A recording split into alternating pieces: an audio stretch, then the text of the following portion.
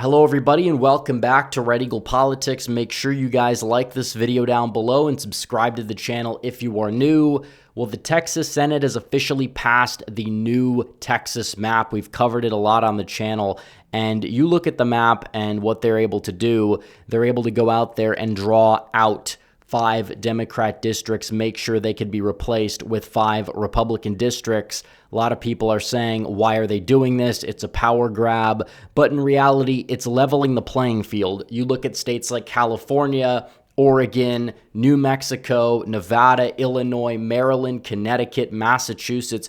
The list goes on of states where Democrats have strategically gerrymandered. New Jersey's another one. The Republicans to the point where they are minimizing the amount of seats. Republicans haven't really been able to do that as much in places like Texas and Florida. They've done it to an extent, but it's not nearly as egregious as what we see out of Illinois or New York, which we saw what happened in New York. You had a fair map in 2022, and then Kathy Hochul went out there and drew out 3 Republican districts in the state of New York. This is no different than that, and it's to combat a lot of what we're seeing in these deep blue states. Democrats say Republicans are the ones that gerrymander more than they do, which is ridiculous. Like, are there a few maps? Like, even the current Texas map is slightly Republican favorable. Yes, Tennessee, for example, they split up Nashville. That is technically a gerrymandered map, even though they're really only taking 1 seat away from the Democrats in the process. But you look at states like Maryland and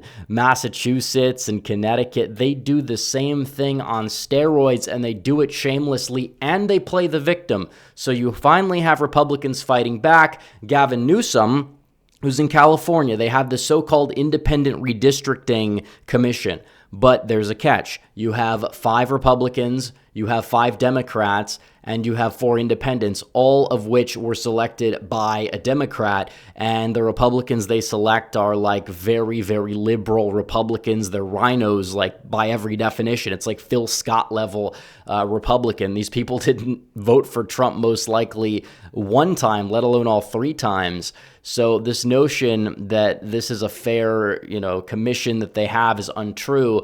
But Newsom wants to even get rid of that, which is, again, constitutionally dubious.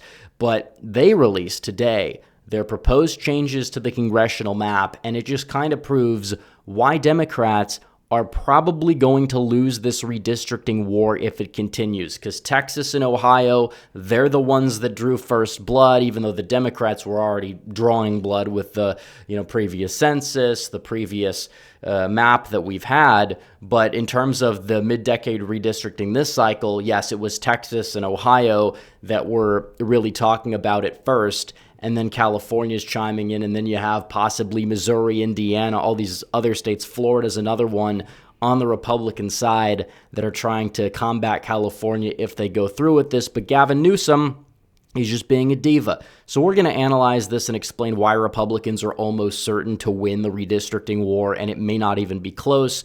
But first, really quickly, got to tell you guys about my great friends over at The Wellness Company. Does your immune system feel compromised ever since COVID? A new study published in the Journal of Clinical Laboratory Analysis suggests you may not be in the clear even if you feel fine. Researchers analyzed blood from people who had recovered from COVID and found something concerning. Their platelets, which are essential for healthy blood clotting, were not functioning properly even months after recovery.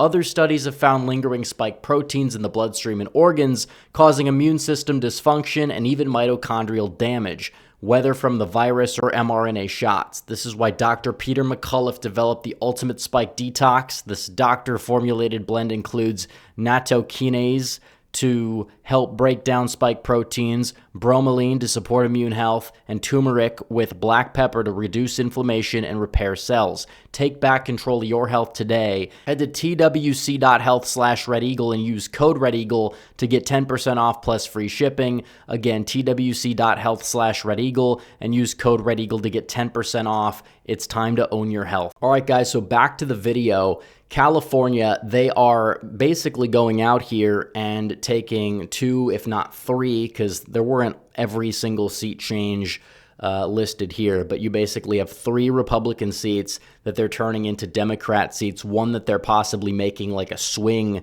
district, and then they're shoring up a lot of these like districts that are currently held by Democrats but possibly competitive into their column, which again, if they were confident that this was going to be some blue wave, there would be no need to do that. And then they could make some of these red districts more competitive and then win if they actually believed that they were going to see this massive blue wave. But even Democrats, I think, understand that that's not going to happen this time around. It's going to be very close, and they're kind of playing for keeps in a lot of these deep blue districts, but they're only really drawing out, like 3 Republican seats. Even the 13th district, I believe that's currently held by a Democrat, even though Donald Trump won it. So let's just say in California, they go out there and they draw out 4 districts, which again would have to be put on the ballot this November. And when you look and you see the polling, it's not popular. 2/3 of California voters want to keep the commission. I think Newsom can spend a ton of money on trying to sway the public opinion when it comes to voting for this thing. He'll say, stop the Republican Texas power grab, vote yes. And we understand that it's ironic because California is already relatively gerrymandered to help the Democrats, even with their independent commission. You have Sacramento and Eureka basically in the same district. You have all of this spaghetti in Southern California. You have districts like the 20th that were clearly drawn as like a Republican vote pack. It's ridiculous what they've done. It's not compact. It's not entirely fair. A fair map would probably put the Republicans above 9 seats in California. I would say they probably would be at, at least 15. Proportionally, they'd be at like 20 something, like 21 or 20 even, which again, I don't think your map has to be proportional, but it has to be fair. For example, Wisconsin doesn't have to be 4-4 because Democrats have bad geography there. Republicans in California don't have the best geography. They have good geography in Illinois, which is why their map is such a joke on the Democrat side. But like Massachusetts, yes, that map is not going to be able to be drawn 6-3. Maybe you could get a Republican district, but still the map is drawn strategically to prevent any sort of flip, which does make it a gerrymandered map. And some of these districts are pretty ugly in Massachusetts. But in California, I'm not going to be like too particular about which districts end up getting drawn out.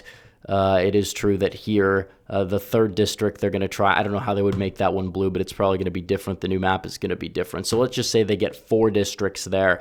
Okay. That would be something, but then in Texas and Ohio, we'll do this part because these are 2 states very likely to redistrict, the 13th and the 9th. Already, Republicans would have the House back, and this is sorted by incumbent party. And then you go to the state of Texas, where these 2 districts here are going to be made red. This district here should be one of the districts in the Houston area, should be made red. We'll just go with that one. And one of the districts in the Dallas area as well. So out of the gate, you look at what Texas and Ohio were able to do, that will definitely make up for whatever California has going on. And you look at a state like Illinois, Illinois is not able to really even redraw. I mean, this map is ridiculous. The 15th district is one of the most ridiculous districts in the entire country when it comes down to this. Illinois' map is insane. So you have that, but Indiana possibly could bite back and get the 1st district there. Kentucky, we're not sure if they would split Louisville, but they possibly could if they wanted to. A state like Missouri as well, if they wanted to split Kansas City, that 5th district could go in the Republican column. Obviously, I don't know if Nebraska is going to be able to have the courage to do it, but that 2nd district probably does flip in November, even though it's not a sure thing. But regardless, it's like they're not going to win this war because you look at the red states. And yeah, Florida, we didn't even cover Florida. If Florida decides to go out there and combat California and draw out, let's say 1, 2, 3, 4, 5 Democrats in the state, then boom, where are the Democrats going to find the districts from? Maybe Washington will change one. Minnesota said they won't redraw. You have the state of New Jersey, which is already very gerrymandered, but maybe they find a way to split some of these districts to the point where they get a couple seats there. You talk about New York, they're going to possibly try to redraw out, another 3 Republicans up there. So they can try. Virginia's another state that possibly could, where they could draw a couple out.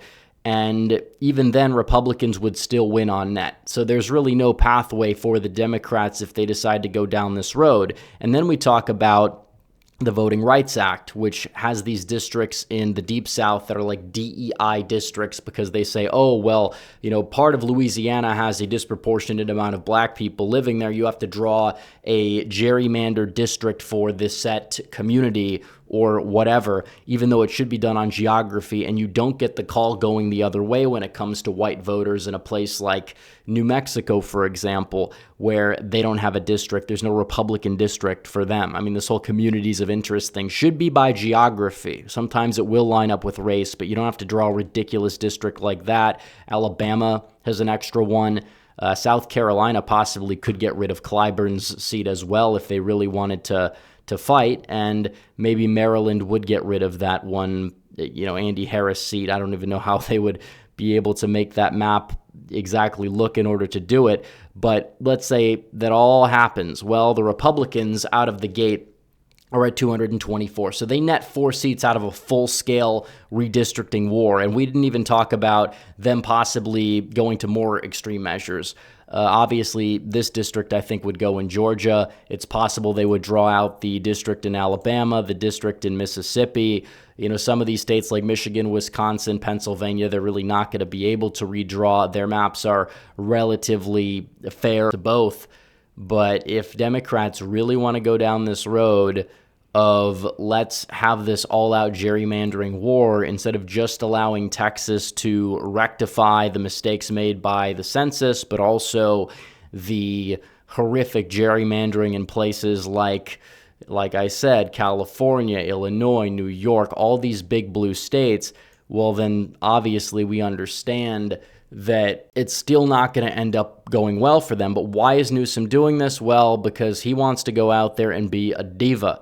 And you see him doing this like nonsensical tweet. He's trying to parody Trump from Truth Social, and it's really annoying. Like, even if people found it funny the first time, he's been doing it like for days on end, or his office has been doing it, and it's ridiculous. It's not funny. And it's like, you're not going to beat Trump by like parodizing him, whether you think it's funny or not. I don't think it's funny. It's not a matter of like being offended by it. I think the whole thing is just dumb. But Newsom's just an attention seeker. It's just kind of on brand for him. He's annoying. He's somebody that is a sociopath. He's doing everything he can do to be that guy standing up to Trump because he desperately wants that 2028 nomination. And I hope, honestly, he gets it.